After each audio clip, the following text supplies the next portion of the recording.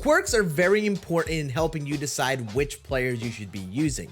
They're a big reason why live series players and the new face of the franchise cards are such good cards to use on your team. We're going to go through each individual active quirk in the game, go through exactly how much they do, and try to quantify exactly how much quirks should matter when choosing your hitters.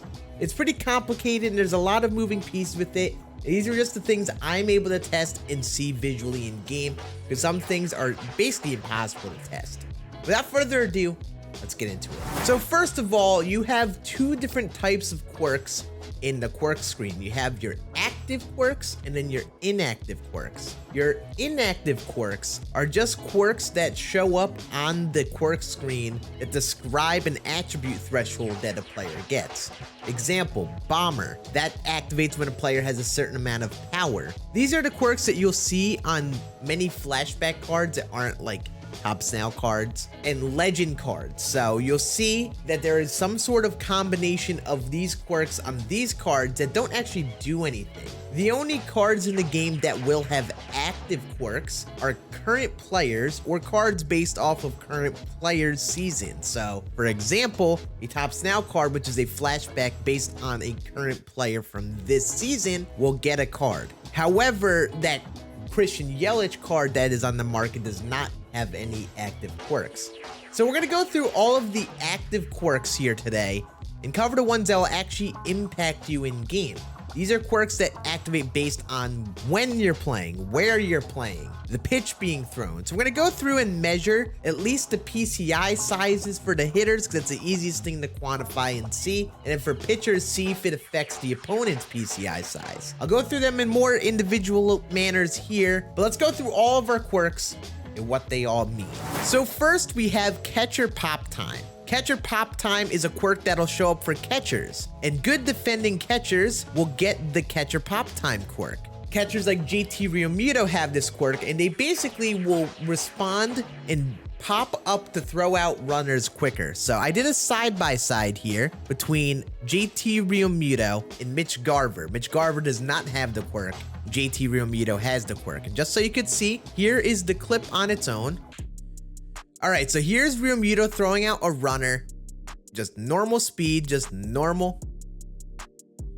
See, he just gets up pretty quickly and guns out the runner. He has the quirk active. Then we switch over to Mitch Garver, who does not have the quirk active. We still get a perfect throw and throw out this runner. However, can you really tell that much of a difference from this animation? It's tough. It is tough to tell on its own. However, here are the two side by side. Looking at them side by side, they look nearly identical. And then here is them overlaid with each other. You can maybe see that Realmuto, he's got the yellow on the glove. You can see that he's a little bit ahead in the animation by like what, maybe a frame or something. So, I mean, there is seemingly a difference in this scenario, but not much of any in my opinion. Yeah, you see, he's just a little bit ahead in the throw, I guess. But I don't know. This one is tough to tell from just this instance. However, they did show in like previous footage and stuff. I'm pretty sure this could be a big impact in certain instances. If you're looking for a good defensive catcher, make sure you have it. But obviously, it's not the biggest deal ever in my personal opinion. Now we'll take a look at the individual hitting quirks. And the thing with these quirks is these are active quirks, obviously, that'll activate whether you're a home player or away player playing at daytime or nighttime, whatever the situation is. And these quirks will likely do more than just affect contact. However, this is the easiest and honestly the only thing I can really test is if it affects the contact rating, because we could see the PCI get bigger or smaller with contact and potentially vision too. So in case you don't remember, the inner PCI is the contact region. That's an attribute affected by contact, and the outer PCI is your vision. So we're going to see if these individual quirks change the size of your PCI, which could be valuable in helping you hit better in online play, mainly on Hall of Fame and Legend difficulty, I would say. So first we have the day player test. This is JT Realmuto. You see right now he's playing at the nighttime, so the quirk is not active. Then in the daytime, I don't know if you could see very easily, but the PCI gets very slightly bigger. I'll even zoom in on it. You see here, it does get bigger. You can see that difference. It's not the biggest difference, but the PCI, the inner and the outer, does get bigger. I don't know if it's contact and vision improving. I don't know if it's just contact, but you see there's a bigger PCI. So if you have a player who uses day player, there can be some value maybe playing at a custom stadium where you basically can only play in daytime in online games, getting this benefit for your players if they have it, or if you just happen to play in the daytime and you're starting a player, it can help you. I hear rumors that these quirks actually punish you if they aren't active, and I'm not entirely sure. But this PCI size is such a minute difference, in my opinion. Like, I don't really know, to be honest with you. Now we have the opposite. We have Night Player with Mitch Garver. Funny enough, like Mitch Garver is like the anti-JT Realmuto, apparently. So you see here, daytime, Quirk is not active because it is the daytime. He's got Night Player on his card, and you see it activates and the PCI gets slightly bigger, just like the exact same way as Day Player. So you see, the PCI gets bigger in the nighttime, very slightly, not a big difference. So again, if you only get one of day and night player, if you have players who are more commonly night players than day players, you may want to choose playing in the nighttime. That's something that values you. It's not the biggest difference, but it is a difference that can potentially help you, I'd say. Then we have Homebody. So Homebody, Bobby Dahlbeck has this quirk. Basically, when you are the home team, it is supposed to help your PCI get bigger. Some people get this mixed up. They think it's the team's home stadium. So Bobby Dahlbeck is on the Red Sox. They think Fenway, if you play Fenway, will help him. Nope, is if you are the home team versus the away team. So for example, this is the quirk inactive here. He is the away team. See, the pitcher has the white jersey on. We are the away team here in my gray uniforms. Pop it on, boop, gets bigger. Now we're the home team. The quirk is active. PCI gets marginally bigger. Again, it's not that big a difference. Seems like the same as day versus night player, but it's a good benefit if you get it. And it's the same with Road Warrior, which is just the opposite. Road Warrior's like Homebody, but except for road games instead of home teams.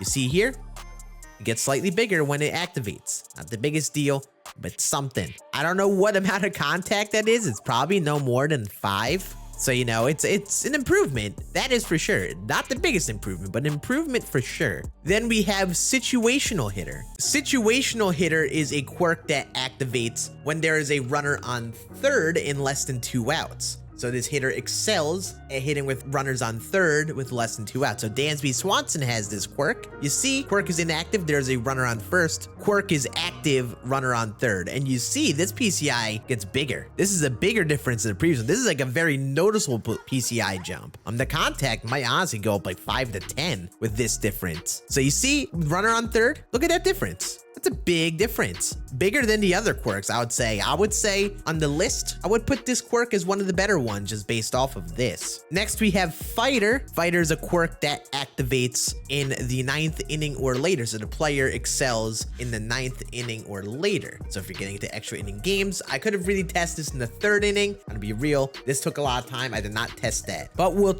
look at it in the 9th inning scenario where honestly it really matters the most, like in ranked seasons. So you see, we got Seth Brown here. He has Fighter on. Right now the quirk is inactive. It is the bottom of the 2nd. Now the quirk is active. It is top of the 9th.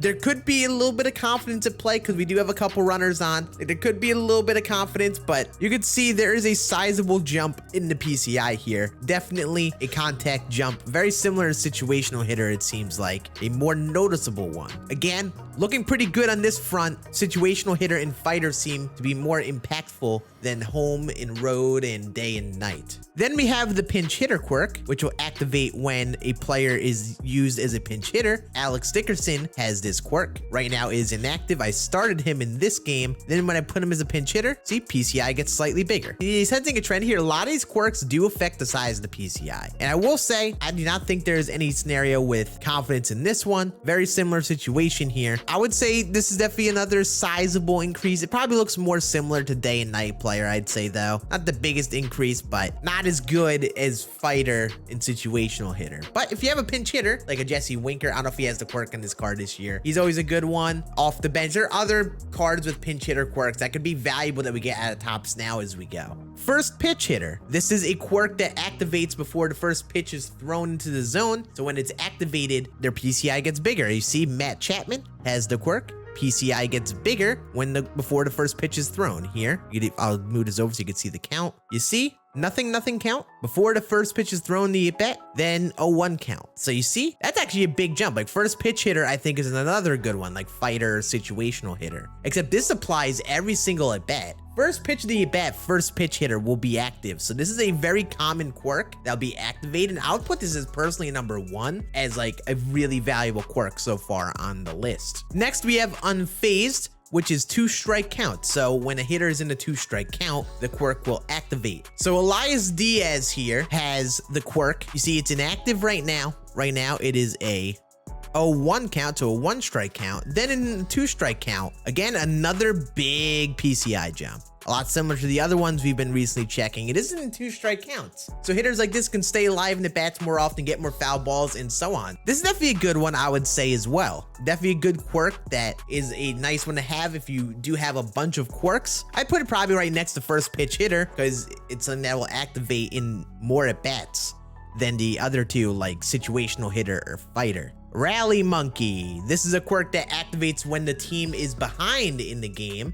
So Ian Happ has the quirk. You'll see 1-1 game, tie ball game, not activated. 1-0 game with my team losing, you see? PCI gets slightly bigger. This is very minute though. This is definitely lower on the list for me. I mean, it's nice when it adds up with a bunch of quirks, but being real with you, I would not be going out there really looking for Rally Monkey just because it's a lot like day player, night player. And it's nice when you're behind to have that little bit of a boost, but at least in the contact sense, the things we can test, this does not seem the most valuable for my testing here. And those are all of the hitter quirks. And I want to show a good example of a player that this could be very valuable for with Live Series Trea Turner. Trea Turner is a card that has a metric ton of quirks. Just to read through all of the lists of quirks he has, I think he has like 8 of them. He has Homebody, Day Player, First Pitch Hitter, Unfazed, Dead Red, Breaking Ball Hitter, Rally Monkey, Fighter. All of these quirks are valuable when they're moving in sync with each other. We have multiple quirks active.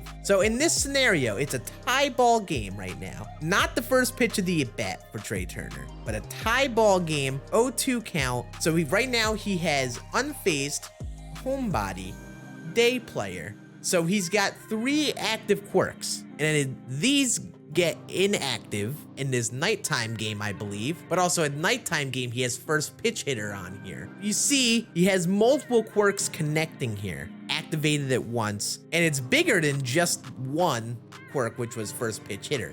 Now you imagine how big Trea Turner's PCI is with first pitch hitter activated as well. Absolutely crazy. Now that I've covered all the quirks that are active quirks that I can measure, I do need to quickly talk about Dead Red and Breaking Ball Hitter. I do think these quirks are valuable. I've noticed in years past, like last year, players that had these quirks were very valuable. But just to give you an example here, this is the footage that I recorded. Kike Hernandez, he has Dead Red, and you see right here, I got a fastball, and I'm just gonna show you the entire clip here for the sake of it. The PCI stays the exact same size the entire time. Nothing changes at all when he selects the pitch or anything like that. You see, the PCI stays exactly the same. Last year, I had noticed the PCI would get slightly bigger while you were swinging. At least I think I did from my memory, but this year, did not notice as such. And you see that Kike here, PCI stays the same size, no change. It even go exactly frame by frame. Right around here is when the swing button is hit because the PCI stops moving. PCI stays the exact same size. It's not getting bigger or smaller, it's just shifting. Also, for some reason, he moves. I don't know if you see that. Don't know why that happens. But yeah, you see the PCI does slightly shift in terms of placement, but it's not getting bigger or smaller. However, I have noticed in years past that these PCIs would get bigger based on the quirk being activated. This might not be showing it on the active PCIs you're swinging. So it may be something that requires more testing or something to determine their value. So the pitcher has Dead Red or Breaking Ball Hitter. I'd recommend using them. They're valuable, but it's tough to measure exactly what they do. But I hope you all enjoyed this deep dive on quirks in case you were confused about what they do. I'd love to hear your thoughts in the comments. Are you using players with multiple quirks? Is it something that you care about? For me, on my God squad, I got guys like Trout, Acuna, and some face the franchise cards. So I really do understand and think there is value to getting quirks when you can. It's just very tough to quantify, and I'd love to hear more like facts about what percentage or what attributes get affected in game, because I really think it'd help us make a decision on using live series players or cards that have these quirks over some others.